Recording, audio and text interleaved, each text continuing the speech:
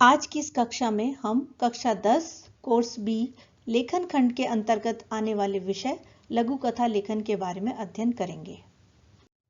इस विषय के अंतर्गत आज हम जानेंगे कि लघु कथा किसे कहते हैं, इसे लिखते समय किन किन बातों का ध्यान रखना चाहिए, परीक्षा में यह प्रश्न किस तरह से पूछा जाएगा तथा कुछ उदाहरण भी देखेंगे।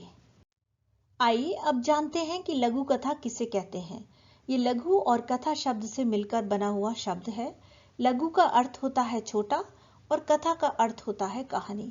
लघु कथा गद्य की वो विधा है जो आकार में लघु होती है। इसे बहुत ही कम शब्दों में व्यक्त किया जाता है। इसमें कहानी के सभी तत्व विद्यमान रहते हैं। कहानी लिखते समय हमें कुछ बातों पर ध्यान देना चाहिए। दी गई रूपरेखा अथवा संकेतों के आधार पर ही कहानी का विस्तार करना चाहिए। यदि आपको प्रश्न पत्र में कोई रूपरेखा दी गई है तो उसी को आधार बनाकर आगे की कहानी बढ़ानी चाहिए। कहानी को उपयुक्त एवं आकर्षक शीर्षक देना चाहिए। कहानी हमेशा भूतकाल यानी बीते समय में ही लिखी जानी चाहिए। कहानी में छोटे छोटे सरल वाक्यों का प्रयोग करना चाहिए। लंबे वाक्यों से नीरसता आती है और उतना ही लिखना चाहिए जितना आवश्यक हो।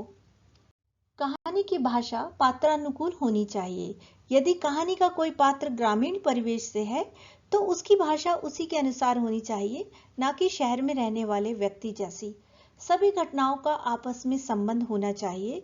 कहानी एक के बाद एक क्रम से चलनी चाहिए। कहानी को प्रभावशाली और रोचक बनाने के लिए मुहावरे और लोकोक्ति का प्रयोग भी किया जा सकता है। कहानी का आरंभ बहुत ही रोचक होना चाहिए जिससे पढ़ने वाले में जिज्ञासा जागृत हो, और अंत भी बहुत सहज और स्वाभाविक ढंग से होना चाहिए। हमें शब्द सीमा का ध्यान रखना चाहिए क्योंकि निर्धारित शब्द सीमा 100 से 120 शब्द रखी गई है। कहानी के अंत में कहानी से मिलने वाली शिक्षा या संदेश को अवश्य लिखना चाहिए। परीक्षा में पूछे जाने वाले संभावित प्रश्न, अर्थात परीक्षा में यह प्रश्न किस तरह से पूछा जाएगा, आइए देखते हैं।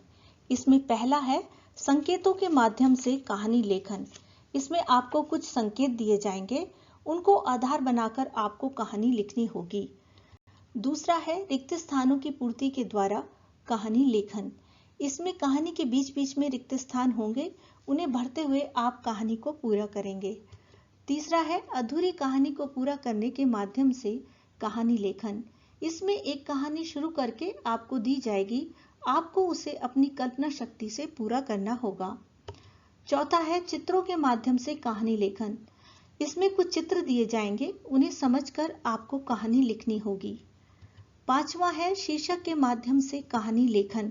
इसमें आपको कहानी का एक नाम अर्थात शीर्षक दिया जाएगा, उसे समझकर आप कहानी का विस्तार करेंगे। आइए अब कुछ उदाहरण देखते हैं। पहला है संकेतों के सहारे कहानी लिखना। जो संकेत बिंदु हमें यहाँ दिए गए हैं उनके आधार पर हमें एक सार्थक कहानी लिखनी है। आइए संकेत देखते हैं।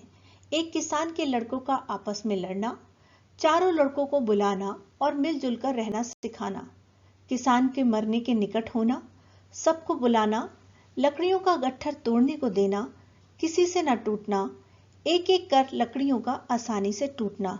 तो आइए देखते हैं कि इनके आधार पर हम कहानी को कैसे पूरा करेंगे। सबसे पहले हमें शीर्षक लिखना है।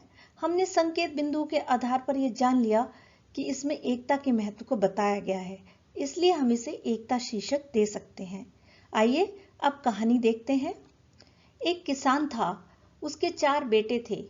उन लड़कों में आपस में मेल नहीं था, वे हमेशा आपस में लड़ते झगड़ते रहते थे। एक दिन किसान बहुत बीमार पड़ा। जब वह मृत्यु के निकट पहुंच गया तब उसने अपने चारों लड़कों को बुलाया और मिलजुल कर रहने की शिक्षा दी, किंतु लड़कों पर उसकी बात का कोई प्रभाव नहीं पड़ा। तब किसान ने लकड़ियों का गट्ठर मंगाया और लड़कों को तोड़ने को कहा, पर किसी से वह गट्ठर न टूटा। किसान ने अपने सभी लड़कों को बारी बारी से बुलाया और लकड़ियों को अलग अलग तोड़ने को कहा। सबने ऐसा किया और लकड़ियां एक एक कर आसानी से टूटती गईं। अब लड़कों की आंखें खुली, तब उन्हें समझ में आया कि आपस में मिलजुल कर रहने में कितना बल है। अब हमें इसकी शिक्षा भी लिखनी है। कहानी के आधार पर हम इसकी शिक्षा लिख सकते हैं कि एकता में ही बल है। आइए अब दूसरा उदाहरण देख लेते हैं। दूसरा है अधूरी कहानी को पूरा करना। यानी आपको एक अधूरी कहानी दी गई है, इसे आपको पूरा करना है। आइए कहानी देखते हैं। राघव और माता पिता का एक छोटा सा सुखी परिवार था। एक बार जन्मदिन पर उसके माता पिता ने उसे एक मोबाइल फोन उपहार के रूप में दिया। राघव हमेशा मोबाइल पर लगा रहता था, कान में ईयरफोन लगाकर गाने सुनता रहता। उसके माता पिता के मना करने पर भी राघव नहीं मानता था। माता पिता की बातों पर राघव का ध्यान न देना एक बहुत बड़ी मुसीबत बन गई। एक बार अब आगे की कहानी को आपको पूरा करना होगा और इसे शीर्षक भी देना होगा। हमने अधूरी कहानी को आधार बनाकर इसको शीर्षक दे दिया मोबाइल फोन। अब देखते हैं ये कहानी आगे कैसे बढ़ती है। राघव और माता पिता का एक छोटा सा सुखी परिवार था। एक बार जन्मदिन पर उसके माता पिता ने एक फोन उपहार के रूप में दिया। राघव के पिता ने उसे समझाया कि इसका प्रयोग अधिक नहीं करना है, पर मना करने पर भी राघव नहीं मानता था। वह हमेशा मोबाइल पर ही लगा रहता था, कान में ईयरफोन लगाकर गाने सुनता रहता या फिर उस पर कोई गेम खेलता रहता था। माता पिता की बातों पर ध्यान न देना राघव के लिए एक बहुत बड़ी मुसीबत बन गई।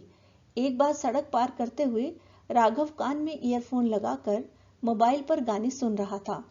उसका ध्यान गाने सुनने में था और अचानक वह एक गाड़ी से टकरा गया। ये तो शुक्र हुआ कि उसके दोस्त ने उसे खींचकर पीछे धकेल दिया और एक बड़ी दुर्घटना होने से बच गई। राघव को अपनी गलती पर पछतावा हुआ और उसने अपने माता पिता से इसके लिए क्षमा मांगी। कहानी के आधार पर अब हम इसकी शिक्षा इस प्रकार से देंगे। सड़क पार करते समय मोबाइल व ईयरफोन का इस्तेमाल नहीं करना चाहिए। आइए अब हम तीसरे उदाहरण की ओर बढ़ते हैं। चित्रों के माध्यम से कहानी लेखन, अर्थात प्रश्न पत्र में दिए गए चित्रों को समझकर उसके आधार पर आपको कहानी लेखन करना है। आप स्वयं ही दिए गए चित्र को समझकर अपनी कल्पना शक्ति से एक अच्छी कहानी लिखने का अभ्यास कीजिए। तो बच्चों, अब यह विषय आपको अच्छी तरह से समझ में आ गया होगा। विषय से संबंधित सारी बातों को ध्यान में रखकर आप कहानी का अभ्यास कीजिए। आप अवश्य ही एक अच्छी कहानी लिखने में सक्षम होंगे। यदि आपको ये वीडियो पसंद आई हो तो प्लीज लाइक करें, मित्रों के साथ शेयर करें, सब्सक्राइब करें तथा बेल आइकॉन को प्रेस करना न भूलें ताकि आपको मेरी आगामी वीडियो की नोटिफिकेशन मिलती रहे। धन्यवाद।